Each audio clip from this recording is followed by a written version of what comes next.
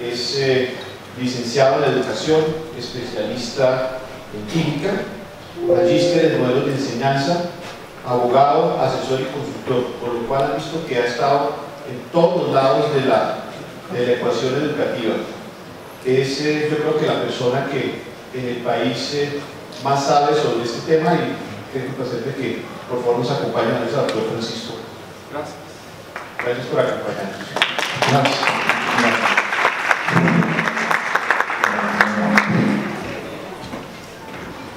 Bien, buenos días.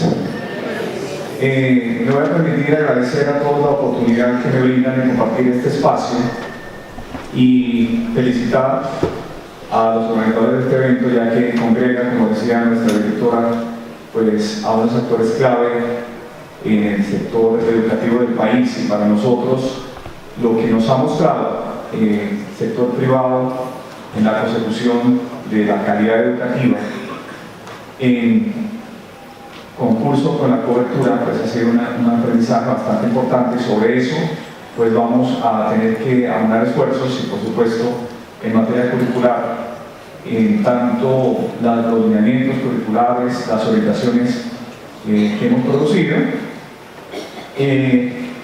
son las mismas para todos. Entonces, muchas gracias, bienvenidos. Yo voy a hacer una conversación relativamente breve de todo lo que ha sido el tema de la gestión escolar, y voy a hacer énfasis en lo misional de un establecimiento educativo, que es precisamente lo académico y lo pedagógico. Y claro, tratando de tomar algunas ideas de Renato que hemos venido trabajando en estos días de manera muy cercana sobre lo que le espera a nuestro país en estos próximos años. Entonces, este es el saludo. Yo voy a separar de este atril porque creo que muchos no me ven por el tamaño del atril, fundamentalmente. Bueno, entonces, quiero comentarles que el Ministerio de Educación Nacional está en un momento bastante coyuntural y muy importante, porque llevamos 24 años de un esfuerzo que intencional o quizás no tan intencionalmente ha producido en lo que ha sido el desarrollo curricular. Nos han solicitado que efectivamente veamos qué es lo que está sucediendo en esa especificidad del currículo que hemos tratado de plantear en el país, pero enmarcado en lo que hace el directivo docente, lo que hace el coordinador, lo que hace el rector o rectora en el establecimiento educativo, para que esa realidad respecto de la gestión escolar y por supuesto desde lo académico y lo pedagógico pueda ser más cercana al establecimiento educativo desde su autonomía, por supuesto, y aún más, que ojalá esa gestión que ustedes plantean en sus proyectos educativos institucionales, en sus rutas de mejoramiento, pues llegue al aula.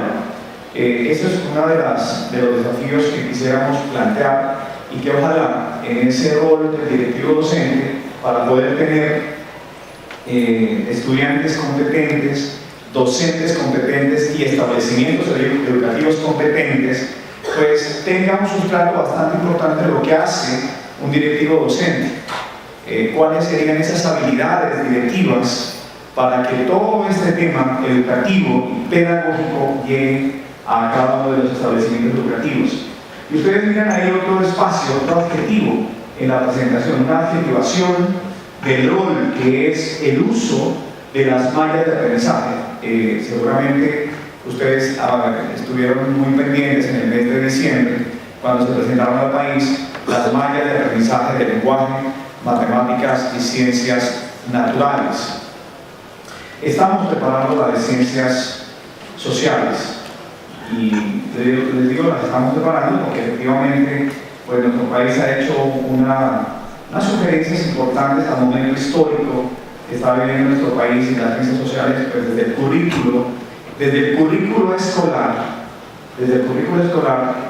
pues tiene un gran desafío en preparar a los estudiantes en pensamiento crítico, en identidad nacional, en memoria histórica, y por supuesto prepararnos para el escenario de la paz y la reconciliación. Sobre eso quisiéramos comentar un poquito que si bien hemos hecho énfasis en principio en esas áreas curriculares que están en una ley general de educación, por eso yo le decía a Renato que hay que hacer una adecuación normativa en nuestro país que nos permita tener esa apertura que tú nos has planteado el día de hoy, porque nuestro país es un país de leyes. Nuestra Constitución es una de las más grandes en articulación de todos los temas, tiene un articulado de más de 380 y para artículos, y para cada uno hay una ley, y para cada ley hay un decreto, y para decreto hay una resolución, y eso tiene unos cambios sustanciales de época que quisiéramos hacer en lo educativo y lo pedagógico. Creo que es el momento, y ojalá esto sea una pauta de inicio para lo que esperamos de aquí en adelante dentro del Plan Decenal de Educación, que es una aspiración de país al 2026. Bueno, y claro, yo quisiera también comentar algunos pulsos de la sociedad y de nuestro entorno que nos están llevando a ver qué vamos a hacer gradualmente con las áreas de educación física, recreación y deporte en nuestro país, qué es lo que está sucediendo realmente con estas áreas curriculares en los establecimientos educativos. Por supuesto que estamos haciendo para que la educación artística realmente se pueda fortalecer no solamente desde lo plástico, sino también desde lo escénico y lo musical, que fue una aspiración que se planteó en el Ministerio de Educación Nacional desde el año 2010, en el documento 16, y claro que tiene unas implicaciones en lo que los aprendizajes de nuestros niños y niñas están adquiriendo el día de hoy, en tanto nuestra población, si me permiten el término, en este contexto, en este nuevo escenario, está pensando pues, en otras habilidades y en otros aprendizajes, más allá de un currículo que hemos tratado de plantear desde la norma. Y claro que yo quiero resaltar el tema de las mallas, porque hasta hoy es lo que hemos tratado de proponer al país desde nuestra labor como orientadores y productores de lineamientos curriculares para que las instituciones educativas y los establecimientos de nuestro país ubicados en las entidades territoriales puedan aprovechar aún más la autonomía y la descentralización a la que ustedes pueden acudir para hacer las adaptaciones propias de ese diseño curricular. Bien, entonces esta primera parte yo quiero aludir a lo que ha sido o lo que sigue siendo en nuestro país la diferencia entre gestión educativa y gestión escolar para enmarcar el rol del directivo docente en todo este entramado de políticas, de programas, de proyectos, etcétera, que hace que efectivamente el directivo docente pueda empezar a atraer al establecimiento educativo lo que el Ministerio de Educación propone y lo que el currículo escolar, sí, porque ya Renato nos hacía la claridad de la convergencia en ese concepto. El currículo tiene una parte técnica que se desarrolla en la escuela, pero el currículo también es social, es político, es cultural, o sea, depende de muchos factores, pero no voy a referir precisamente al currículo que está de alguna manera en manos de la escuela, y que la escuela permite a la población precisamente unos espacios de acceso para educarse, para formarse y fundamentalmente para aprender. Siempre pensamos que es lo que hace un establecimiento educativo en lo misional. Pues estamos hechos para educar, pero el día de hoy, por la nueva sociedad, también tenemos una labor formativa en los establecimientos educativos. Y además de eso debemos garantizar que el estudiante pues, acceda a la educación, permanezca en la educación, se forme, pero esencialmente que aprenda. Entonces, educar, formar y garantizar los aprendizajes de los estudiantes. Para ello existe precisamente un anhelo de país, un anhelo de nación que precisamente lo hace a través de la gestión educativa. La gestión educativa está constituida por aquellos programas, por aquellas políticas, programas, proyectos y actividades que proponen en nuestro país el nivel central. Nosotros debemos recordar que estos desarrollos tienen desde el Ministerio de Educación Nacional, pues unas orientaciones que llegan a las entidades territoriales, que es un segundo nivel de desarrollo de todas las políticas educativas, y llegan a los establecimientos educativos y llegan al aula. Es decir, tenemos esos niveles. ¿Qué quisiéramos en algún momento? Que esa gestión educativa, que esa gestión que se propone desde, por ejemplo, programas estratégicos del Ministerio de Educación Nacional, que han sido conocidos durante todo este tiempo, que fomentan la calidad educativa en básica primaria con el programa Todos Aprender, que fomentan los hábitos de lectura y escritura como factor importante para desarrollar habilidades comunicativas, como el Plan Nacional de Lectura y Escritura, las mismas estrategias muy cercanas al uso pedagógico de resultados para mejorar el plan de estudios de diseño curricular, como ha sido en estos 4 años ya en ese centro de calidad con la concreción y convergencia del Día de la Excelencia, el Día de Diciembre de ahí, pues han sido llevadas a la región y han sido propuestas a los establecimientos educativos, pero no todo lo que el Ministerio de Educación propone se lleva a cabo en nuestras regiones y en nuestros establecimientos educativos por los contextos, por la diversidad, porque precisamente ese esfuerzo que se hace en materia institucional pues requiere reconocer unas identidades urbanas, rurales, unas cosmogonías de nuestras nacionalidades también, porque hay nacionalidades dentro de nuestra nación. Tenemos 106 pueblos indígenas de nuestro país que tienen otra visión de lo que es el desarrollo de su sistema educativo y de su gestión escolar, precisamente por sus cosmogonías y sus cosmovisiones. Eso implica pues, un esfuerzo bastante amplio de lo que se pretende traducir desde la gestión educativa hacia la gestión escolar. Cuando ustedes escuchan, por ejemplo, que la institución educativa o que la región o que su colegio privado puede participar en algunas alternativas que el Ministerio pues, desarrolla. Un ejemplo muy sencillo, el Plan Nacional de Lectura y Escritura, que ustedes lo conocen, es material que se puede utilizar, etcétera, que ha sido producto de una política del Ministerio de Educación Nacional. Pues el establecimiento educativo puede preguntarse entonces cómo hago para esa aspiración de calidad educativa, esa aspiración de desarrollo de habilidades y competencias básicas y socioemocionales ciudadanas llegue a nuestro establecimiento educativo. ¿Cómo traduzco esa política, ese programa, esa estrategia, ese proyecto y esa actividad en mi establecimiento educativo para que esa gestión escolar se transforme en los establecimientos educativos? Existe la gestión escolar. Existe la gestión escolar. Y por ende, la misma estructura del sistema educativo permite, desde 1994, a los establecimientos educativos, ¿cierto? ¿Se leyó? ¿Qué está fallando? Sí, era yo. Permite a los establecimientos educativos desde 1994 tener un proyecto educativo institucional. Tener un PEI, ¿sí? Que debería tener unas respuestas muy claras como establecimiento educativo a 4 interrogantes que yo siempre digo ¿y cuáles son esos interrogantes? Primero, ¿quién soy, qué hago y hacia dónde voy como establecimiento educativo? ¿Quién soy, qué hago y hacia dónde voy como establecimiento educativo? Eso es importantísimo. Tiene que ver con la definición del establecimiento educativo, la institución, el colegio, el centro, y tiene que plantear qué hace y qué quiere ser en el tiempo. Y precisamente hoy, a la luz del Plan Nacional de Educación, pues hay que empezar a actualizar la misión, la visión, las políticas, los principios, los objetivos, los perfiles de los actores educativos que están dentro del establecimiento educativo. La siguiente respuesta es a esta pregunta: ¿cómo encauzo la educación y la formación de los estudiantes bajo una propuesta pedagógica propia? Importantísimo.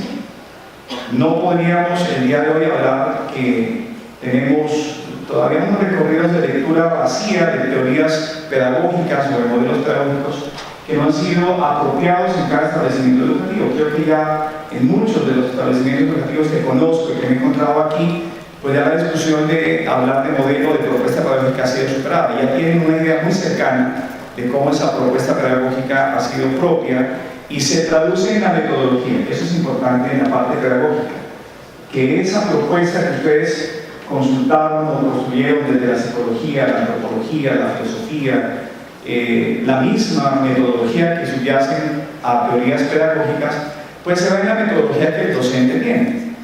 Y es una respuesta importantísima.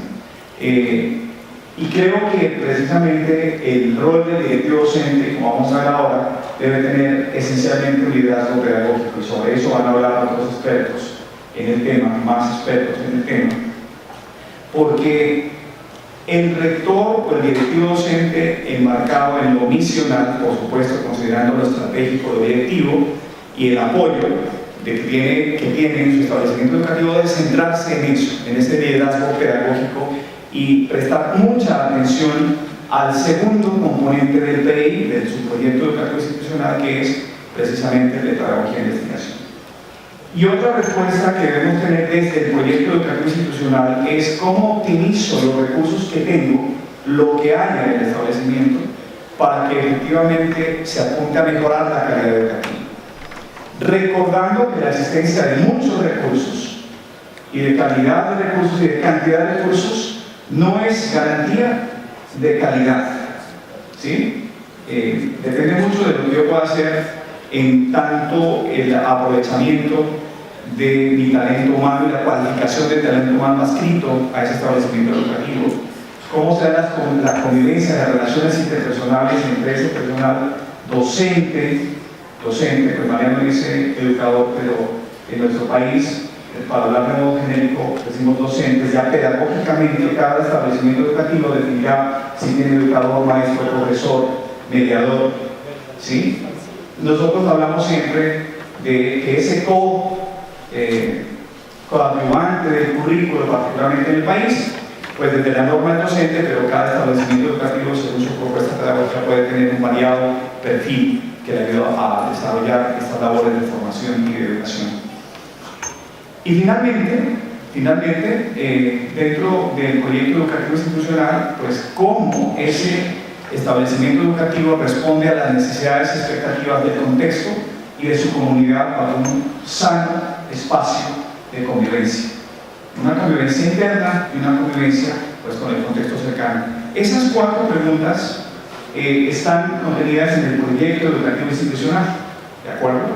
En el proyecto educativo institucional que sigue trabajándose por componentes. La Ley General de Educación y un decreto que planteó los elementos o los componentes del proyecto educativo institucional, pues efectivamente dice que se trabaja por esos componentes. Esos cuatro componentes que, palabras más, palabras menos, son esos cuatro que aparecen ahí, ¿cierto? El componente conceptual y teleológico, el componente pedagógico y de investigación, que ha sido a veces pedagógico y casi nunca investigativo en los establecimientos educativos, y que por supuesto requiere de unos recursos para poder administrar y gestionar. Y ustedes saben, ya vamos a ver cuál es el rol del directivo docente en esa labor y la proyección a la comunidad. Pero también es importante recordar que si el proyecto educativo institucional que tiene cada establecimiento educativo es el decir, es la manifestación de lo que quiere mostrar a su comunidad educativa, es el decir, pues ese proyecto educativo debe tener una parte operativa, el hacer, que ese hacer era la ruta, o ha sido la ruta de mejoramiento continuo, Y el directivo docente, cuando piensa en componente pedagógico y cuando piensa en componente teleológico o en componente administrativo o en componente de profesión, dice, bueno, ¿cómo yo uno o cómo trato de hacer convergencia para que mi gestión realmente funcione? Entonces, ¿ustedes en qué piensan cuando están hablando de gestión directiva y de componente conceptual y teleológico? ¿Qué se les viene a su cabeza? ¿Cómo unificar eso? ¿A través de qué? A través del horizonte de sentido, es decir, la convergencia entre la misión que es el hacer y la visión que es el ser del establecimiento educativo. Ahí encontramos esa convergencia entre el proyecto educativo institucional y la ruta de mejoramiento continuo a través de la gestión directiva. Pero cuando hablamos de componente pedagógico y hablamos de la gestión académica, llamada hasta ahora sí, pues efectivamente nosotros decimos que vamos a pensar en currículo y en evaluación, ¿de acuerdo? ¿Cómo eso se traduce en lo que internamente, que no es el currículo, se traduce en nuestro plan de estudios y en el sistema de evaluación de aprendizajes? Y en el siguiente nivel, pues pensamos nosotros como directivos, cómo hacemos convergencia de la gestión administrativa y financiera, porque hay que hacer también una comparación entre la administración, que es la función del directivo docente, y la gestión, que es la tarea del directivo docente, y hay que optimizar los recursos que existen para poder apuntar a lo misional. Sobre eso hay que pensar en esa convergencia. Y finalmente, en el componente 4, que es la proyección a la comunidad o al contexto, o sea, hay que gestionar la comunidad educativa desde una convivencia interna, desde unas relaciones interpersonales internas de todos los actores que hacen convergencia en el establecimiento educativo, y responder bajo unos principios de convivencia y armonía a lo que las necesidades y expectativas de los estudiantes tengan frente a los requerimientos que le hace el contexto, ¿sí? Lo que está pidiendo la sociedad de nuestro sistema educativo y de nuestros establecimientos en particular. Y lo que quiero contarles el día de hoy es que el Ministerio de Educación Nacional, bajo esos intentos de acercarse a una nueva forma de gestionar la escuela para que el directivo pueda tomar decisiones en lo directivo, decisiones en lo académico y en lo pedagógico, y decisiones en los recursos y en la respuesta que tiene la comunidad educativa, pues precisamente empiece a dilucidar qué es lo inminente en sus decisiones como directivo docente, qué es lo urgente, qué es lo prioritario y qué es lo importante. Por eso nace una nueva versión que se va a presentar al país en este año, una nueva versión de la guía, que toma todos estos elementos que nosotros hemos venido trabajando y los transforma en 6 dimensiones. 6 dimensiones de la gestión escolar que le van a permitir precisamente al directivo docente, como acabo de decir, trabajar todas esas áreas que tenemos previstas dentro del establecimiento educativo, pero hacer énfasis en lo académico, es decir, en el diseño del currículo, que es lo académico en el establecimiento educativo, y en lo pedagógico, es decir, en lo realmente misional que tiene un establecimiento educativo. Sobre ello, por eso lo he destacado, ustedes miran allá arriba, si esto pudiera moverse de acuerdo a los elementos multimediales que deberíamos trabajar, estaría en una esfera en permanente movimiento y relación. Pero como esta herramienta todavía no lo permite, digamos, el PowerPoint que tenemos ahí, ¿cierto? Nos deja sí la idea que hay que resaltar esa dimensión que está arriba, que es la académica y la pedagógica. Yo no solamente puedo tener un diseño académico, sino que debo desarrollar ese diseño a través de la pedagogía. Eso para nosotros es sustancial. Ya vamos a ver a qué se dedica esta dimensión y que nos va a permitir precisamente autoevaluarnos, diseñar un plan de mejoramiento y hacer seguimiento. Ya vamos a explicar cómo sucede eso en el rol del directivo docente para que funcionen todas estas innovaciones y esto que queremos plantear en lo misional de cada establecimiento educativo. Ustedes miran que tenemos otras, ahí está el docente y el directivo docente. Como veremos ahora, pues no solamente es que el rector, el líder pedagógico, el coordinador académico y los mismos docentes tengan la posibilidad de fomentar el aprendizaje. Necesitamos docentes competentes para estudiantes competentes, es la realidad. Y el docente competente, como resaltaré en un instante, necesita unas habilidades disciplinares, debe ser garantía de este profesional de la educación, docente, maestro, debe ser una garantía saber lo que va a enseñar. ¿Sí? Saber, es una garantía, debe garantizar esa posibilidad, esa habilidad. Debe tener una competencia de tipo pedagógico, que sea capaz de enseñar, fomentar los aprendizajes y saber evaluar de modo congruente o cohesionado con lo que espera de los estudiantes. Y por supuesto, como aparece ahí, pues el directivo docente, que para nosotros es fundamental y sobre el cual yo voy a insistir cuáles competencias, cuáles habilidades debería tener ese directivo docente para poder, digamos, incorporar la gestión escolar.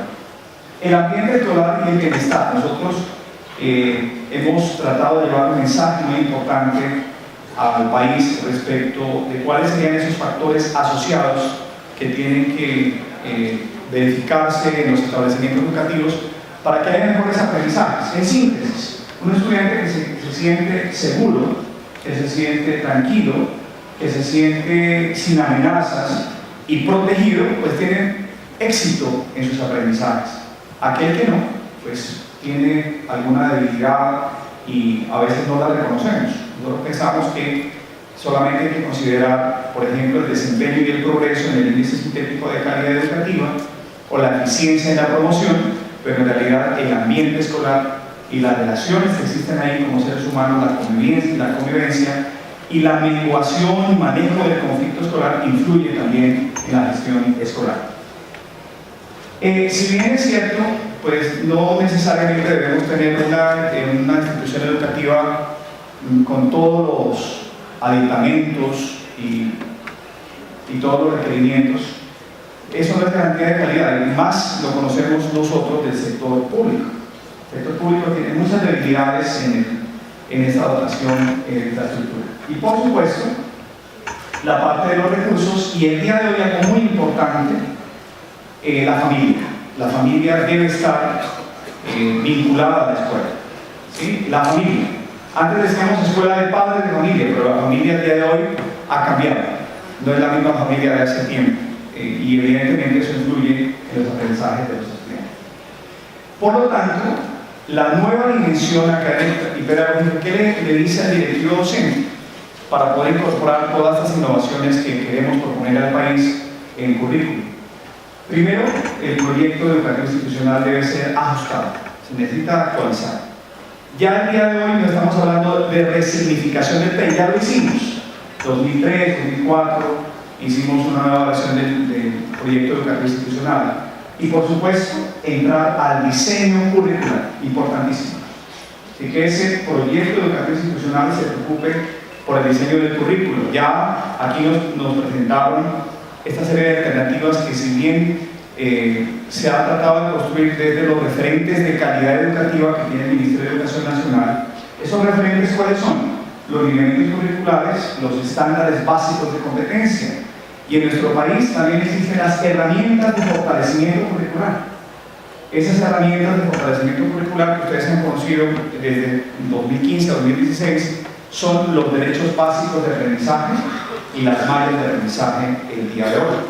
Y por supuesto, cómo esos elementos, como vamos a hacer un recorrido, ha transformado la educación en unas alternativas pedagógicas, en unas alternativas metodológicas y en unas alternativas didácticas para que efectivamente sucedan esos cambios que queremos en los aprendizajes y que además eso refleje unas directrices, unas orientaciones en los sistemas de evaluación de las instituciones educativas, porque a hoy existen instituciones educativas que tienen recuperaciones. ¿Sí? ¿O ustedes ya no las tienen? ¿Sí o no? ¿O el silencio qué significa? No, que sí hay. ¿Cierto? Todavía hay recuperaciones en muchas instituciones educativas. Todavía hay nivelaciones, ¿cierto? Todavía la promoción anticipada en nuestro país no sucede como debería ser. Todavía estamos pensando en la evaluación solo para que el estudiante vaya de lo bajo a lo básico, pero no de lo básico al alto y de lo alto a lo superior. Es más, aún tenemos el paradigma de la evaluación cuantitativa en nuestra cabeza, ¿sí? La calificación, la nota. Y eso tiene que ver no solamente con la concepción de evaluación, sino con la concepción de currículum, de lo que hemos diseñado en el currículum en competencias esperadas, en desempeños esperados y en el uso de las alternativas que ha propuesto el Ministerio de Educación Nacional para el sistema educativo. Entonces, ¿qué requiere el rector? ¿Qué dimensiones o qué espacios requiere un rector o un directivo docente para que este cambio curricular evaluativo y que fomente realmente nuevos aprendizajes en el estudiante requiere? Unos escenarios que fomenten el liderazgo, que el rector se sienta líder del establecimiento educativo, no solamente en lo administrativo, en lo financiero, sino esencialmente en lo pedagógico, fundamental. Que mejore los canales de comunicación. Ustedes van a ver que gradualmente esa gestión escolar va a requerir el diseño de oportunidades de mejoramiento. ¿Sí? Oportunidades de mejoramiento. ¿Cómo se construye de manera asertiva y proactiva una oportunidad de mejoramiento cuando yo debo encauzar lo directivo, lo académico, lo administrativo y lo comunitario? Yo debo verificar que hay una condición, hay una acción y un resultado esperado. Esa es una oportunidad de mejora. Generalmente decimos, no, es que no hay un modelo pedagógico, no hay una propuesta pedagógica, no hay los recursos, no son los mejores resultados. ¿Esos son qué? Debilidades. Pero la institución educativa tiene un proyecto educativo que ha sido compartido, tiene una buena planta docente, un buen ambiente dentro de la institución educativa. Esas son fortalezas. Pero una oportunidad de mejora podría ser, por ejemplo, una oportunidad de mejora podría ser, si se diseña un currículo por competencias e inclusivo que operativice una propuesta pedagógica que llegue al aula y garantice una coherencia con la evaluación, nuestros estudiantes tendrán aprendizajes exitosos. Esa es una oportunidad de mejora. Y mire que el lenguaje que estoy utilizando me abre muchas posibilidades. Yo le digo, no tengo malos resultados, etc. Entonces el rector debe tener un lenguaje asertivo, proactivo, que motive. Al mismo tiempo, la delegación. En eso hemos insistido muchísimo. Pues generalmente lo académico y lo pedagógico, ¿quién lo desarrolla con más énfasis? El coordinador. Nuestros establecimientos educativos tienen coordinador académico. Lo que sucede es que esa puede ser una función, pero resulta que si se pueden delegar funciones, no se delegan responsabilidades. Y hoy lo académico y lo pedagógico en un establecimiento educativo es una responsabilidad del directivo docente. Ser capaz de negociar los conflictos, por supuesto. El conflicto en la escuela no va a desaparecer. Es parte de la naturaleza humana. Hay que saber manejarlo, hay que saber menguarlo, mediarlo, que efectivamente eso produzca pues, unos cambios internos dentro del establecimiento educativo. Leer el signo de los tiempos, qué importante. Leer el signo de los tiempos. Cuando yo decía ahora diferenciar en un directivo docente, tener esa capacidad de ver qué es lo inminente, qué es lo urgente, qué es lo prioritario, qué es lo importante. La anticipación le permite a usted qué es lo que puede solucionar ya, qué en el corto plazo, qué en el mediano plazo y qué en el largo plazo en el establecimiento educativo. Pero debido a las dinámicas de nuestros establecimientos educativos, pues generalmente lo importante se convierte en prioritario, lo prioritario se convierte en urgente y lo urgente en inminente, y nos llenamos de nuestras agendas de situaciones inminentes y estamos solamente resolviendo el año a año y no pensamos de manera prospectiva, ¿sí? Porque definitivamente la anticipación que yo señalo ahí es una de las habilidades que deberíamos desarrollar para poder tener pues, la vista puesta, el radar puesto en lo que está sucediendo en el país y en el mundo. Y el trabajo en equipo. Pero cuando trabajo en equipo, hablo para pensar. Eso es definitivo cuando nosotros dirigimos un grupo, cuando tenemos un colectivo docente, cuando podemos generar unos esfuerzos colectivos que nos apunten hacia la esencia de un establecimiento educativo, que precisamente es lo académico y lo pedagógico, sin demeritar por la existencia de otras dimensiones. Con eso, este concepto de competencia, Renato, no es de tipo cognitivo, sino más funcional del directivo docente, que aparece ahí, ¿cierto? En esta definición. ¿Qué es lo que debería tener un directivo docente para tener estudiantes competentes, docentes competentes y instituciones educativas competentes? Porque sobre eso está todo lo que hace el directivo docente. Y por supuesto, en este nivel, ustedes deben ser capaces de tomar en esencia decisiones con información, con conocimiento y con experiencia. La competencia del directivo docente se mira ahí, en lo directivo, en lo académico, en lo administrativo, en lo financiero, en lo comunitario, que tengamos conocimiento, que tengamos información y que tengamos experiencia. Cuando alguno de esos elementos falla en la toma de decisiones, lo que hace un directivo realmente pues, no puede ser la mejor opción. conocimiento, información y experiencia, y que precisamente le permita generar unos cambios eficaces en el entorno donde se desarrolla, ¿cierto? A manera de ejemplo, yo he colocado aquí en la pantalla qué es lo que debería conocer y comprender un directivo docente, qué es lo que debería hacer o actuar mejor, cómo debería tener esa dimensión comportamental un directivo docente y qué debería ser como ser humano. ¿Sí? Porque el directivo docente es un personaje público en los establecimientos educativos. No solamente basta operar o decidir, sino también ser ejemplo de él. Y para citar algún caso, ¿qué debe conocer y comprender un directivo docente? El aprendizaje organizacional y el liderazgo. Para citar una, hay varias, pero yo solamente voy a tomar una de ellas que le permite precisamente al directivo docente estar remitiéndose a lo que debe construir desde lo conceptual. ¿Qué es el aprendizaje organizacional y qué es el trabajo en equipo? ¿O qué es, por ejemplo, la comunicación y el clima? ¿O el uso de las TICs? ¿Sí? El uso de las tecnologías de la información y la comunicación. Señor rector, resulta que el día de hoy el plan de estudios pues lo vamos a entregar ya no en papel, lo vamos a entregar en el drive, le dicen al rector, ¿cierto? Lo vamos a subir a la nube, al drive.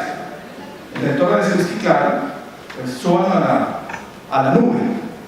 ¿Será que todos los rectores están preparados para manejar la nube? ¿O estamos en esta nube? ¿Sí? Perfecto, sí. Eso es importante, saber eso, de que ya el plan de estudios no tengo que recibir una cantidad de papel impresionante, porque así sucedía, o al menos cuando yo fui docente de aula, te pedían a ti la programación de área, la programación de asignatura, el plan de clase, bueno, en un parcelado y luego sí en impreso, cuando se podía imprimir en cantidades de papel. El día de hoy no, entonces el rector debe conocer y comprender esos elementos. Además de comprender y conocer, pues debe saber cómo actuar. ¿Sí ven? ¿Cómo actuar? Un ejemplo muy particular, la asertividad. Las palabras tienen alas, ¿cierto? Y lo que diga el rector a veces es palabra mayor, lo que diga el directivo docente, el coordinador, es palabra mayor. Entonces hay que mover desde la palabra de manera asertiva. Somos capaces de convertir las falencias en oportunidades. Tenemos la oportunidad de fallamos, sí, pero es una lección aprendida para, ¿de acuerdo? Entonces esa asertividad también implica un manejo propio de lo que hace el directivo docente, el rector o coordinador cuando interactúa con su comunidad educativa, ver la causa del problema más que en sí la dificultad que está atravesando el establecimiento educativo, y por supuesto saber cómo ser. Un ejemplo muy particular es que pudiésemos nosotros manejar el tiempo, ¿sí? No solamente el tiempo que tenemos como seres humanos, como personas, sino dentro del contexto escolar, que tiene que ver en las actuaciones, en la disposición que tenemos para poder desarrollar determinadas actividades, y por supuesto que eso debe hacer convergencia o tener congruencia, porque una competencia pues requiere elementos conceptuales, ¿cierto? Los requiere, los usa, requiere elementos actitudinales y requiere procedimientos. Más que otra cosa, en el rector, cuando toma una decisión, cuando se mira esto en una decisión, que es lo que hace el directivo docente, pues debe tener esa interacción de lo cognitivo, de lo cognoscitivo, de lo pragmático y de lo axiológico, que es lo que nos pide aquí pues esta diapositiva. Bien, entonces les decía yo que una de las labores fundamentales en la gestión académica y pedagógica de un rector precisamente es tener estudiantes competentes, ¿cierto? Docentes competentes e instituciones educativas competentes. El rector, cuando toma decisiones, va a ver sus decisiones reflejadas ¿en qué? ¿En qué? En las competencias de los estudiantes, y sobre eso tendrá que decidir. A usted le dicen como rector, mire, el Ministerio de Educación Nacional, desde el enfoque de competencias, ha intentado construir unos lineamientos curriculares y ha propuesto unos estándares básicos de competencia, y ha propuesto además unas herramientas de fortalecimiento curricular que de alguna u otra manera sirven de referente para la evaluación de los aprendizajes de los estudiantes. Y le dicen a usted como rector, usted está en A+, en A-, sus estudiantes en pruebas saber tienen estos resultados. Preocúpese por la secundaria, lo que está pasando en nuestro país. Hay que preocuparnos mucho en resultados de pruebas saber por la secundaria. Nos está yendo relativamente bien en la básica primaria, en cobertura de calidad, y nos estamos acercando a un buen estado en la educación media. Pero ahí hay que tomar una decisión de qué habilidades, qué competencias, más allá de un plan de estudios asignaturizado, porque Renato, déjame decirte que nuestro país tiene áreas curriculares y eso se asignaturiza en los establecimientos educativos y cuenta el contenido todavía en nuestro país. Sí, cuenta el contenido. El pretexto sigue siendo la competencia en sí mismo, como quisiéramos ser. Y necesitamos docentes competentes, ¿sí? Docentes competentes. Ya lo mencionaba, en nuestro país hay un sistema de formación de docentes y tiene tres subsistemas: la formación inicial, la formación en servicio y la formación avanzada. ¿Qué debemos nosotros en nuestro rol de directivos docentes tener en nuestro campo, en nuestra agenda de trabajo? La formación en servicio, la cualificación de los docentes que están con nosotros, pues considerando que vienen de las escuelas normales superiores y vienen de las facultades de educación, la cualificación del docente debe ser permanente. Y por supuesto, todos hemos pasado, todas las instituciones públicas y privadas hemos pasado por estos procesos de demostrar toma de decisiones correctas en la oferta de un derecho que es la educación, que nos toca a todos, públicos o privados. En nuestro país, todos los establecimientos educativos ya tienen sus mínimos obligatorios. No creo que haya en el país institución educativa que no tenga su licencia de funcionamiento o que no haya sido aprobado su plan de estudios a través de su Secretaría de Educación, ¿verdad? Todos los que estamos aquí tenemos los mínimos obligatorios y algunos tenemos unos máximos voluntarios. ¿Cuáles son los máximos voluntarios? La certificación y la acreditación. Las instituciones educativas privadas han agotado el proceso de certificación con ICONTEC, con FQM, ¿de acuerdo? Pero vamos a suponer que yo soy una institución educativa pública o privada que no fui certificado o acreditado. Tenemos un sistema de gestión de calidad, que es el punto medio de lo que hace un establecimiento educativo. Y para eso, el Ministerio de Educación Nacional le ha propuesto la ruta de mejoramiento continuo. Todo esto que aparece en esta slide, en esta diapositiva, es lo que debería tener en el radar el directivo docente con esas habilidades y competencias que hemos propuesto hace un instante. Y quiero comentarles aquí, precisamente haciendo énfasis en el proyecto educativo institucional, qué es lo que ha pasado con el currículo, hacia dónde vamos en el sistema educativo colombiano, en el desarrollo curricular. Ustedes miran ahí en esa línea de tiempo unos hitos, ¿de acuerdo? Unos hitos. Y quiero decirles que esos hitos van desde desde la parte normativa de 1994, donde surgió la Ley General de Educación, que nos dio las áreas curriculares y nos dijo al Ministerio de Educación Nacional: usted debe proponer unos lineamientos curriculares que tienen un espíritu educativo. ¿Por qué decimos que los lineamientos curriculares tienen ese espíritu educativo? Porque precisamente desarrollan los objetivos y fines de lo que la Ley General de Educación planteó.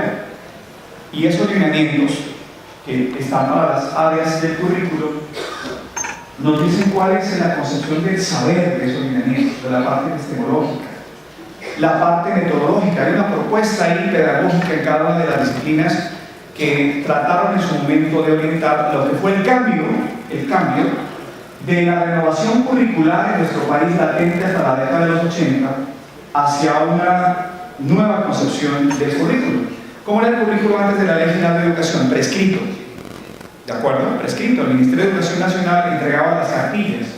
Yo siempre les pregunto en estos auditorios que tienen menos de 20 años aquí, de edad. ¿De experiencia? No, de edad. ¿Sí? Vayan a eso. Tenía que fijarme en la cartilla verde del Ministerio de Educación Nacional que traía los objetivos generales, los objetivos específicos y las orientaciones para la instrucción del área. ¿De acuerdo? ¿Y qué hacía yo como docente? Dictaba la clase. La dictaba y tenía contenidos. ¿Y la evaluación cómo era? Cuantitativa. Cuantitativa. A partir de 1991, con la Ley General de Educación del 94, y por supuesto con los lineamientos curriculares, ya se acuña en nuestro país el concepto de habilidades, de competencias.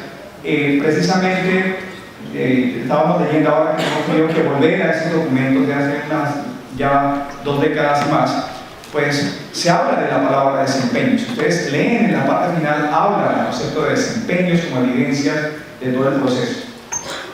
Y precisamente para complementar esos lineamientos curriculares que tienen un sentido educativo, pues hemos propuesto o propusimos en este transcurso los estándares básicos de competencia que tienen un sentido, un espíritu pedagógico, para que eso pueda llegar al aula. Le decíamos, mire, usted debe propender en todo el sistema educativo porque el estudiante observe, conozca, comprenda, analice, aplique y resuelva. Sobre toda esa línea están construidos los estándares básicos de competencia. Lastimosamente, ha pasado el tiempo y nuestro sistema educativo informativo se ha movido más para que los estudiantes observen y conozcan y medianamente comprendan y casi nunca analicen, casi nunca apliquen, casi nunca propongan o resuelvan. Nos demoramos un tiempo en hacer todo ese proceso. Los estándares básicos de competencia tienen entonces ese sentido. Pero recuerden un poquito que en los cambios de enfoque curricular de nuestro país, que es lo que quisiéramos dejar como mensaje, pues hemos pasado del enfoque técnico al enfoque práctico y del enfoque práctico al enfoque crítico. Trabajábamos antes objetivos generales, objetivos específicos. Creo que todos recordamos el tiempo en nuestro país de los logros y de los indicadores de logro, que nos dio un detrimento bastante importante de la calidad educativa, y en el 2008 dijimos no, hay que realmente trabajar pues unos saberes, unas competencias y unos desempeños que tuvo un impacto en la evaluación como elemento importante del currículum. Y ahí nace el decreto 1290. El decreto 1290 orienta desde la evaluación para que ese currículo busque evidencias de las competencias, y nos permita diferenciar la valoración de la evaluación y la evaluación de la calificación y la calificación del registro, porque lo que realmente evaluamos muchas veces es lo que el estudiante hace y no lo que el estudiante aprende. Y eso está en el documento 11 del Ministerio de Educación Nacional, ese espíritu. ¿Qué es lo que estamos realmente construyendo con los estudiantes de manera colectiva como mediadores para que esas evidencias realmente se valoren desde las competencias? Porque definitivamente, como hemos repetido en tantos escenarios, aprobar en un nivel de desempeño con una nota no es aprender. ¿De acuerdo? Y a nivel de docentes, el día de hoy, no debemos seguir pensando que nuestros estudiantes aprenden como a nosotros nos enseñaron. Que ahí hay un bache bastante importante en lo que es el sentido de la evaluación. Gradualmente, cuando yo no voy a tener en cada documento, quiero que ustedes lo conocen muy bien, ¿sí? Pero sí quiero destacar un hito importante. En el 2015 se plantea que los establecimientos educativos puedan consolidar estos resultados de lo que está pasando en la calidad educativa de nuestro país a través del índice sintético de calidad educativa, el ICE, que tiene 4 componentes o 4 factores. Pero hasta hoy, y como ustedes sabrán, en estos 4 años, el sentido de los factores de desempeño y progreso, ¿cuál es el sentido? ¿Para qué me sirve compararme con años anteriores o compararme con la nación o con el territorio, con otras instituciones educativas? Desempeño y progreso tiene que ver con calidad educativa. Le preguntan al establecimiento educativo si usted está utilizando los referentes de calidad educativa, si está utilizando las herramientas de fortalecimiento curricular. En los establecimientos educativos, a partir de eso, se establece el día E. Sí, voy bien. Ya me he notado varias tarjetas, pero me siento bien en el tiempo. ¿Están aburridos ustedes? No. Eso es garantía del tiempo que estoy utilizando. Sí, claro. ¿Me hicieron olvidar lo que estaba diciendo?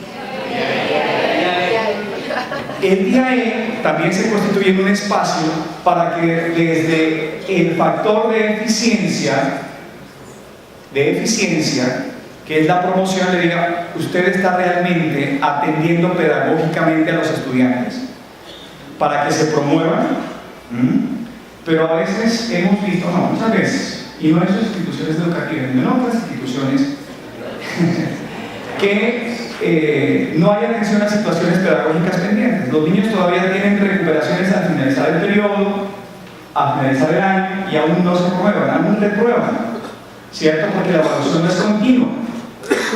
En el decreto 1290, bajo el parámetro de promoción de los estudiantes, pues en ninguna parte existe la palabra recuperación o nivelación. Yo no sé dónde la leí. Yo quisiera que se fijen en el artículo 4 del literal F del decreto 1290, donde se habla exactamente de qué.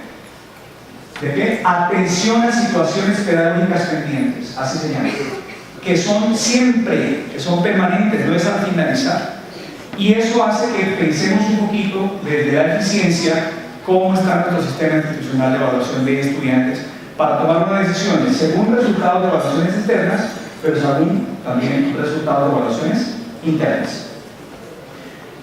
Internas y externas. ¿Dije externas 2 veces? No, internas y externas. ¿Sí? ¿Qué hemos propuesto además después del día E? Hemos propuesto la estrategia de integración de componentes curriculares. Hay tanta luz y hay tantas orientaciones que no podemos ver. Necesitamos, sí, así es. ¿Sí? Entonces, ilumínenlo, díganlo, ¿lo han visto? Salió lineamientos, estándares, orientaciones pedagógicas, bueno, en fin. Y DBA, que surgieron después de 2015 a 2016. Hay tanta luz que me enseñece, o sea, cómo actúo. Para eso surge la estrategia de integración de componentes curriculares, que le dice cómo utilizar esos resultados y que precisamente integran los referentes, integran la formación, ¿cierto? Integran la evaluación y, por supuesto, permite que usted al interior del establecimiento educativo pueda combinar los procesos de enseñanza, aprendizaje y evaluación. Porque finalmente los derechos básicos de aprendizaje que todos conocemos, porque hemos ya visto, tienen un sentido metodológico, ¿de acuerdo? Los derechos básicos de aprendizaje tienen un sentido metodológico. Si los lineamientos tienen un sentido educativo y los EBC tienen un sentido pedagógico, los DBA tienen un sentido metodológico, es decir, esperamos que la pedagogía se transforme en la metodología desde las estrategias, las técnicas y los instrumentos para enseñar, aprender y evaluar. Ese es el espíritu de los derechos básicos de aprendizaje. Y hoy, ¿cierto? Hoy, el día de hoy, pues en diciembre, hemos propuesto al país una ayuda, una orientación desde lo didáctico, que son las mallas de aprendizaje. Desde lo didáctico. Cuando yo estoy en el aula, cuando yo soy un docente de aula, pues seguramente yo aspiro que la institución tenga clara la propuesta pedagógica y que esa propuesta pedagógica ilumine mi metodología y que esa metodología se conecte con mi método. Lo que pasa es que el puente entre la metodología y el método es la didáctica, y ahí están ayudando las mallas de aprendizaje que hemos propuesto al país para el fortalecimiento curricular.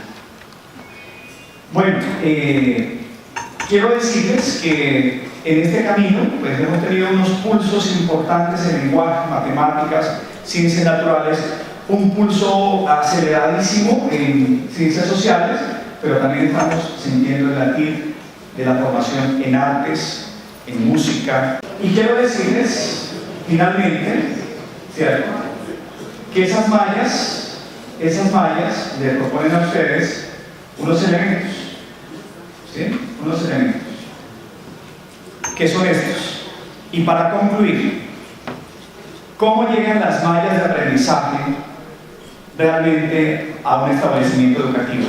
Que el establecimiento educativo tenga una secuencia curricular unificada, desde el diseño curricular. Por lo tanto, el mensaje es que ojalá esa propuesta pedagógica, con esa secuencia curricular unificada, pueda asociar a los desempeños como evidencia de las competencias, los derechos básicos de aprendizaje y las mallas. ¿De acuerdo? Entonces, hay muchas innovaciones que hemos propuesto al país. Nosotros tenemos la posibilidad de en adelante vamos a compartir con ustedes el marco curricular que vamos a proponer al país en este año con la colaboración de expertos nacionales e internacionales. Vamos a difundir el uso de las mallas que ya se presentaron, el uso de mallas de aprendizaje de lenguaje, matemáticas y ciencias naturales. Vamos a validar las mallas completas de ciencias sociales y el nivel de secundaria y media de matemáticas, lenguaje y ciencias naturales. Y vamos a comentar al país qué es lo que queremos hacer en STEM, que es otra alternativa que queremos trabajar en STEM. Homeschooling, que también está en la agenda del Ministerio de Educación Nacional para el siguiente periodo. Y por supuesto, educación virtual, que hace parte de la realidad del país el día de hoy. Entonces, pienso que con esta lógica, pues hemos tratado de proponer un camino hacia el nuevo desafío 3 del Plan Decenal de Educación, que tiene que ver con lineamientos curriculares actualizados, flexibles y pertinentes, y lo que nos permitirá en 2026 tener un espacio curricular que realmente tenga un protagonismo del directivo docente. Muchísimas gracias.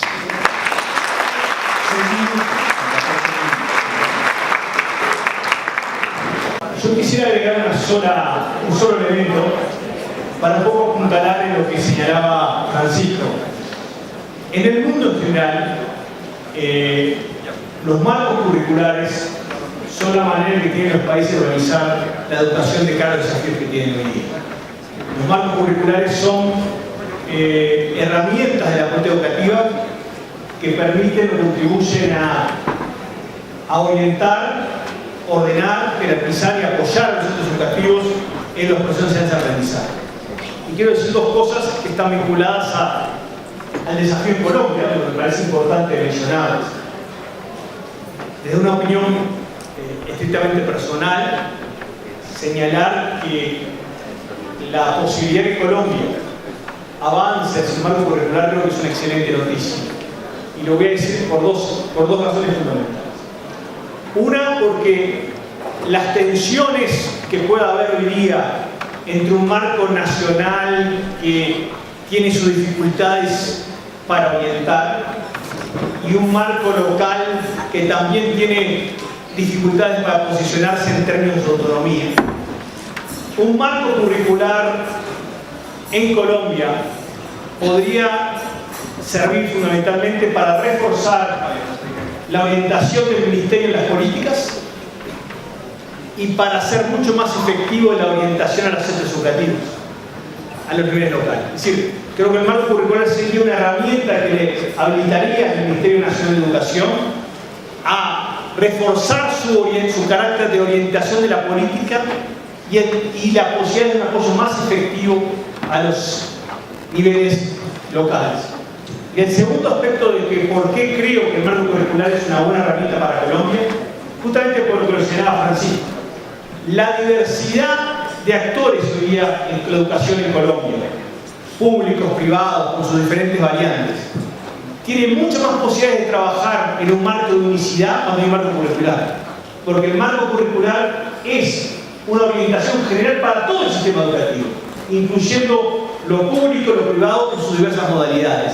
Y eso reforzaría el carácter del sistema educativo y le daría a los centros privados mayor autonomía en el sentido de la responsabilidad y la construcción en el marco de reglas universales compartidas por todos. Yo creo que esos dos aspectos harían, a mi criterio, que el marco curricular sea un instrumento formidable para el desarrollo de la educación en Colombia. Gracias por la... Gracias. Muchas gracias. Sí, bueno, me parece importante porque los docentes hacen un rol definitivo en todo lo que implica estos cambios o estas reformas o estas modernizaciones del currículo en todo el mundo.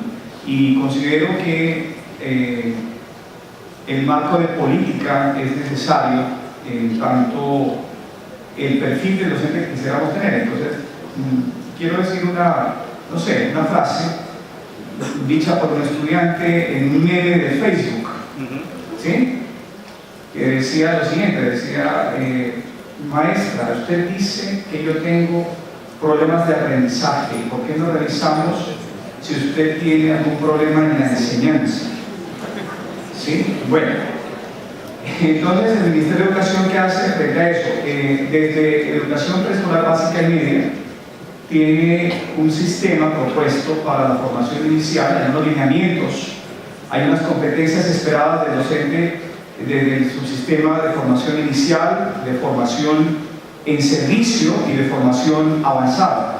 Esas competencias esperadas, propuestas por la Dirección de Preescolar Básica y Media del Ministerio de Educación Nacional, pues le dice al país la aspiración de lo que el maestro debe saber al formar, saber al educar y saber al evaluar. Y también propone unas habilidades, como las comenté el día de hoy, de tipo pedagógico, disciplinar y comportamental, que serían garantía, por ser un documento de política, serían garantía de un buen docente respecto de las aspiraciones del sector educativo. Y en educación superior, lo que se ha propuesto es que haya unas nuevas condiciones de calidad para la oferta de programas de licenciatura particularmente y evidentemente de escuelas normales superiores. Las escuelas normales superiores están renovando sus condiciones para ofrecer el servicio de formación inicial de maestros. Entonces, en formación de licenciaturas el día de hoy, el registro calificado de un programa tiene unas condiciones nuevas, novedosas, en tanto la práctica pedagógica, en tanto la investigación, que es un ejercicio de formación de los mismos licenciados, el saber disciplinar, la formación en un segundo idioma, la misma práctica docente también se ha actualizado. Tanto es así que después del registro calificado, ninguna licenciatura del país debe solicitar renovación del mismo, sino acreditación de calidad definitiva, consecuencia de cerrarse el programa. ¿Cierto? Entonces, hay nuevas condiciones de calidad de la oferta de programas de licenciatura. Y en posgrado se ha impulsado la conversión de las especializaciones en pedagogía en maestrías en pedagogía, ¿sí? Para poder realmente tener una mejor cualificación del personal docente. La evaluación docente en el país ha cambiado también, sobre todo en el sector público. Hay una evaluación de ingreso, una evaluación anual de desempeño y una evaluación de ascenso y de ubicación. Ya el sector privado tiene los propios criterios de selección y evaluación del personal docente. Eso es lo que ha hecho el Ministerio para poder, digamos, hacer llamados a las universidades. Ahora, ustedes saben que cuando estas condiciones de calidad o de acreditación no se cumplen, en educación superior, si bien hay la autonomía universitaria, pues el Ministerio sí tiene la función de inspección y vigilancia. Sí, señor. Tenemos bastantes casos de esto. Gracias, Francisco. Esta pregunta para Renato la hace Marcela Ortiz, de Parque Explora y Planetario Medellín, de la ciudad de Medellín. Es muy interesante la pregunta. ¿Cómo articular la escuela, el territorio y los espacios no formales en la premisa de promover una transformación del currículo, la pedagogía y el quehacer docente? Es una simple pregunta, la agradezco muchísimo. Yo creo que aquí hay un tema de, volvemos a lo que hablamos un poco al principio, ¿no? Es decir, ¿cómo resignificamos el centro educativo en el espacio territorial al que hace mención Mariana, ¿no? Es decir, el espacio... Marcela. Marcela, la bautizé Marcela. Marcela, ¿cómo ese espacio de esa escuela se ubica en ese entorno territorial? Para mí tiene una discusión conceptual importante. Es que generalmente uno piensa que la educación, particularmente tomando en cuenta el caso de Colombia, el centro educativo tiene un espacio de centralización de autonomía. Yo lo que pasa es que creo que ahí hay un cambio, un chip en el cambio de concepto. La descentralización como tal es una expresión de delegación de atribuciones, pero no es un criterio referente en sí mismo. Es decir, la descentralización no dice por sí mismo, no orienta por sí mismo, no hay una herramienta. Yo lo que digo es que la resignificación del centro educativo en el territorio implica que el centro educativo pase de considerarse en un estadio de descentralización y de autonomía a ser considerado un estadio de localización de la propuesta cultural y pedagógica en determinado contexto, focalizando, pero localizándola. Localizándola significa dos cosas. Significa, por un lado, que haya una propuesta que en su conjunto permita ser localizada. Y para eso creo que es importante lo que decíamos y lo que mencionaba Francisco respecto a la relevancia del marco curricular, porque el marco curricular le daría al centro educativo el contorno necesario y la orientación y la brújula necesaria para que el centro educativo tenga la posibilidad de localizar la propuesta. Y localizar la propuesta no es contextualizarla. Localizar la propuesta es asumir el protagonismo en su desarrollo. Es eso que hemos hablado hoy de la corresponsabilidad, del cambio de rol, de fortalecer el liderazgo pedagógico e institucional de los rectores, es decir, no son solamente administradores, son líderes pedagógicos y líderes institucionales, y creo que ahí hay que trabajar mucho en el fortalecimiento de ese rol, y a la vez los equipos de centro asumiendo que están todos desarrollando la propuesta curricular, no la están implementando. El viejo modelo era, como veíamos hoy, no en el caso de Colombia, sino en general, el viejo modelo era educación prescriptiva, implementada, no tiene sentido, es decir, prescribo para que implementen. No hay apropiación, no hay sentido de responsabilidad, no hay sentido de construcción colectiva. Estamos diciendo, marco general curricular orientador que apoya al centro a que localice su propuesta curricular y pedagógica asumiendo la corresponsabilidad de su desarrollo. Y ahí entra el tema del territorio, que hago una sola referencia más. El territorio también implica el trabajo de los centros en redes. Es decir, no es el centro aislado, es el centro trabajando en redes en experiencias en otros lugares. No vamos a mencionar el ejemplo de experiencias en Inglaterra, en Manchester, donde para trabajar los temas de inclusión, por ejemplo, pusieron a todos los educativos en redes. La idea de redes era que se apoyaban unos a otros como tutores y tutoriados. Esto es, centros que tenían mayores capacidades o aprendizajes en determinadas áreas ayudaban a otros que necesitaban y viceversa. Entonces, de alguna forma, el trabajo de redes de centro y comunidades de práctica docentes, donde los docentes puedan compartir. ¿Por qué no pueden trabajar los centros educativos en Medellín o en cualquier otro lugar en públicos privados juntos, compartiendo prácticas y trabajando en redes donde permitan que unos centros aprendan unos de otros? Traigo un ejemplo de Manchester porque tenía que ver con el aprendizaje, esta idea de las viejas, del obsoleto concepto de las competencias blandas, ¿se acuerdan que hablamos hoy, no? Pero la idea era que, por ejemplo, terminó siendo la experiencia que un centro privado ortodoxo judío terminó siendo el tutor en matemáticas de una escuela pública donde la mayoría de estudiantes que iban eran de origen musulmán. Entonces ahí combinaban las dos competencias, ¿no? Aprender a vivir juntos, aprender a conocer y el aprendizaje de un área. Yo creo que la territorialidad tiene que servir para repensar todo el relacionamiento entre centros educativos. Yo creo que hoy Olga lo decía de una manera cuando me hablaba algunas experiencias. Me parece que ahí hay mucho para avanzar, que Colombia, dada la importancia que tiene el territorio y la política educativa, creo que tiene un magnífico espacio para poder avanzar en esa línea. Serían escuelas como comunidades de aprendizaje, que van al territorio y superando las viejas diferencias y poniendo la idea de que una escuela apoyar a otras según sus fortalezas y debilidades relativas. Exactamente. Gracias. Muchas gracias. Gracias, Francisco. Bien, de Bogotá, del Jardín Infantil Club Disney, pregunta Lina Páez: ¿por qué la Secretaría Distrital de Integración Social y la Secretaría de Educación del Distrito no han modificado los lineamientos para la educación preescolar por medio del Ministerio de Educación Nacional? Bueno, por descentralización y autonomía en el país, el Ministerio de Educación propone y la Secretaría de Educación y el establecimiento educativo disponen. ¿De acuerdo? Eso está en la ley y está en la Constitución política. Nuestro país es descentralizado en la educación y hay autonomía de los establecimientos educativos.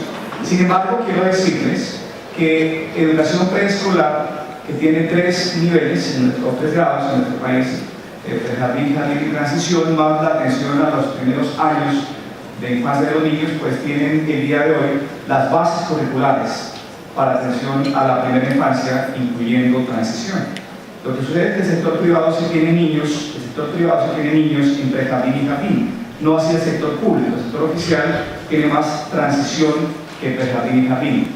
Esas bases curriculares propuestas al país, pues da las orientaciones para que los estudiantes precisamente desarrollen sus aprendizajes desde la exploración, la interacción y la producción de conocimiento en torno a las habilidades comunicativas, en torno al pensamiento lógico y en torno a la relación con el entorno social y natural. Esos son los primeros elementos. Se ha producido también una serie de guías y de orientaciones para la primera infancia, para la atención integral a la primera infancia. Contamos con derechos básicos de aprendizaje para transición en dimensiones de formación que son 6 en nuestro país, aspiradas en el grado preescolar. Todavía vive, si me permiten el término, el decreto 2247 del 97 en educación preescolar, tanto en diseño curricular como en evaluación. Entonces, ojalá la Secretaría de Educación del Distrito, con estas 2 unidades, tanto la de educación como la de integración social, pues tengan como referente estos documentos que ha producido el Ministerio. Gracias. La pregunta de Nelson Cárdenas, del Colegio Álvaro Camargo de Bogotá. ¿Qué piensa usted de la implementación de la Cátedra para la Paz en Colombia? ¿Puede convertirse en una competencia transversal o solo es una intención política? No, yo creo que es una excelente pregunta.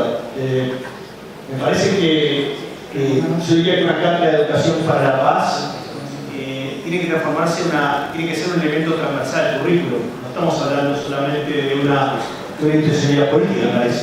Nosotros estos días hemos trabajado con el Ministerio de Educación Nacional en un programa internacional que es promovido por una institución de la UNESCO que tiene sede en Corea, que en el caso de Colombia hemos venido trabajando y esta semana tuvimos en el Ministerio una serie de talleres de validación de una guía de educación para la paz para la formación de docentes, que va a estar disponible seguramente este año para su uso, y lo consideramos fundamental, lo que puede ser todo lo que es la promoción de educación para la paz a diferentes niveles. Yo quiero decir un par de cositas sobre ese punto más en el detenimiento desde el punto de vista más conceptual. Desde el punto de vista de la política educativa me parece central, me parece fundamental que sea transversal y que no solo tenga una intencionalidad política, que tenga una intencionalidad esencialmente educativa.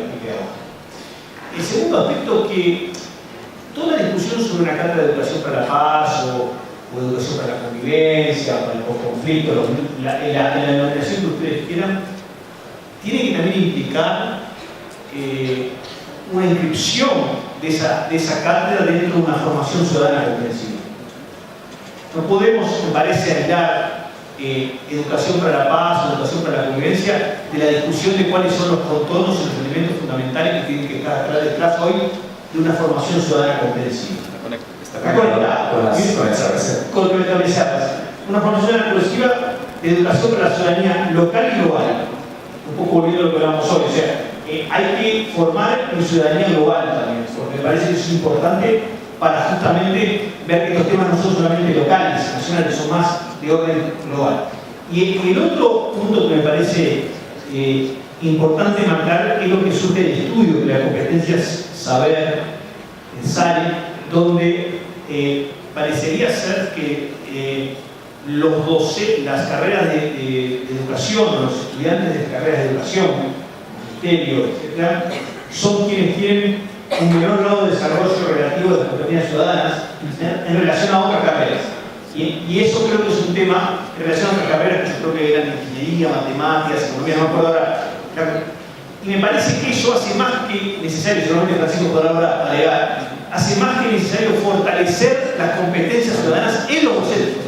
Uno no puede trabajar ciudadanía en los estudiantes si no fortalece las competencias ciudadanas docentes. Y eso creo que es un tema prioritario, perdonen por la intromisión, en la agenda educativa colombiana. Sí, yo solamente quiero comentar a la luz de la intervención de Renato en este tema, y es que se presentaron hace una semana los resultados de Saber Pro, en formación inicial de docentes en nuestro país, escuelas normales superiores y licenciaturas, y aparte de los resultados pues, en habilidades comunicativas, en razonamiento lógico y cuantitativo, causa sorpresa que en lo que tienen pues, resultados no tan buenos, por no utilizar otro término, en competencias ciudadanas. O sea, ¿cómo pretendemos que nuestros niños desarrollen estas competencias si el mismo docente no es competente desde la ciudadanía?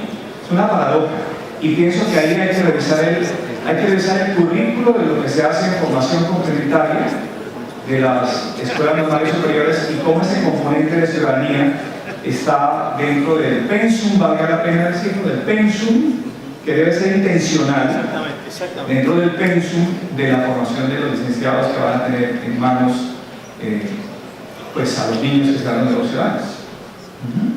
Es clave, yo creo que el fortalecimiento de esas competencias, porque es la vía de entrada para poder de alguna forma socializar a los niños colombianos hacia el futuro en una nueva forma de encarar el ejercicio ciudadano. Es decir, tenemos que los docentes tienen que ser fortalecidos. Yo creo que ese tema es absolutamente prioritario. Bueno, sí, creo que sí. Es una pregunta anónima. Sí. Dice, ¿cuál es la intención de integrar la educación religiosa escolar después de haberla quitado? ¿Quién la quitó? No sé quién la había quitado.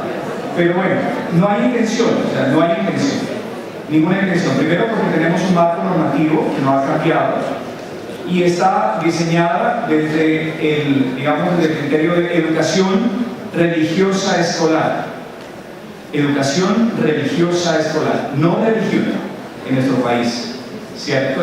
Eso marca una diferencia importantísima en el diseño y desarrollo de cuáles son los enfoques esperados, que tenemos un referente, hay un referente en el país dado por la Conferencia Episcopal, es un referente que no fue producido desde el Ministerio. Nosotros no hemos generado herramientas de fortalecimiento curricular de educación religiosa escolar porque la Constitución pues tiene una orientación específica respecto del respeto a toda la población y a sus libertades en tanto el credo, uno, y últimamente sí, el Consejo de Estado y la Corte Constitucional nos ha dicho en muchas ocasiones, y creo que lo vamos a comentar ahora finalizando mayo, cómo podemos reorientar realmente la educación religiosa escolar, considerando que en un principio fueron diseñados estos estándares bajo el paradigma cristiano de Occidente, y que seguramente tiene otros desarrollos, o unos desarrollos muy particulares desde el paradigma cristiano católico de Occidente, que es una mayoría en el país de alguna manera, y tiene una tradición también importante, pero el Ministerio de Educación Nacional estaría acompañando para que efectivamente la educación religiosa escolar pues tenga el sentido que lo planteó desde la Ley General de Educación, más que entregar unos niveles curriculares o sustraerla del currículo. La Ley General pues no ha cambiado, sigue dentro del pensum. Lo que sí es importante decir es que si la ley es por áreas y los planes de estudio son altruistas, ojalá la educación religiosa escolar también se apunte al desarrollo de las competencias, ¿de acuerdo? Es decir, ya no quiero entrar al concepto de competencias básicas o laborales o ciudadanas, sino de competencias, que efectivamente esos aprendizajes diversos, variados, que se combinan para resolver una situación nueva, problemática en contextos académicos, no académicos, cognitivos y a veces no cognitivos, pues también la educación religiosa, la tecnología informática, artes, ética, pues sirvan realmente para formar a un ciudadano que sea capaz de conocer, de pensar, de actuar, de valorar y de estar en este nuevo milenio. ¿Sí? Yo no tengo más preguntas. Les pido un aplauso para el invitado Francisco.